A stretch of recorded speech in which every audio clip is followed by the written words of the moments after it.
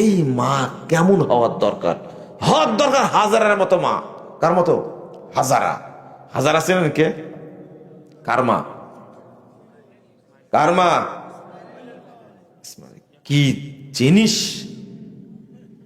আল্লাহ তৈরি করেছিলেন তাকে, একটা চাকরানি একটা মেয়ে, তার মধ্যে আল্লাহ এত বরকত রাখছিলেন।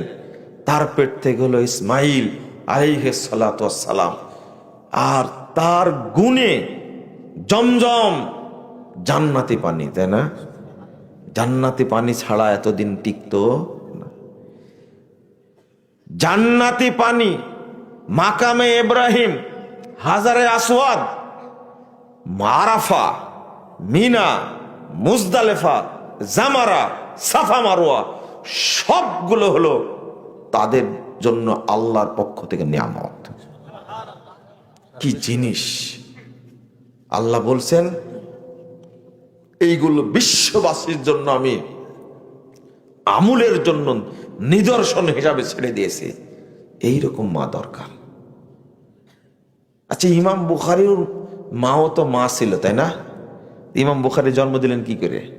ইমাম আহমদ বিন হাম্বল রাহিমাহুল্লাহর মা মহিলা না, না পুরুষ? ইমাম মালিকের মা, তারাও তো সন্তান জন্ম দিছে, কিন্তু আমাদের মায়েরা জন্ম দিতে পারে না কেন? এর মধ্যে এত বরকত আছে, কিন্তু এই বরকতটা কাজে লাগাই না। বরকত কোন দিন উঠে গেছে, কোন দিন উঠে গেল? আল্লাহ রাসূল আর একটা হাদিসে বলছেন, ইন্নাদ দুনিয়া কুল্লাহা মাতা, সারা পৃথিবীটাই সম্পদ।